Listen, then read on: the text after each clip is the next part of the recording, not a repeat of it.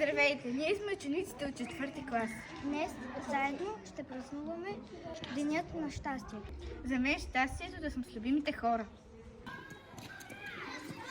Здравейте, какво за вас е щастието? Когато съм навънка с приятели. Да тренирам. Какво е щастливият ти момент? Когато ми се роди братчето. Какво за теб щастието? Щастието за мен е да съм сред хора, сред учители и ученици. Той щастлив. Мен прави щастлив семейството, футбола и любовта. Какво е за теб щастието? Щастието за мен е любовта към футбола, към хората и към животните. Прави щастлива.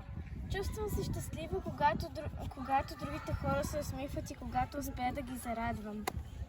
А теб какво те прави щастлив? Мен ме прави щастлив приятелството. Правиш някой щастлив. Като му подариш подарък или да му кажеш мила дума. Как се чувстваш днес? Аз днес се чувствам щастлив.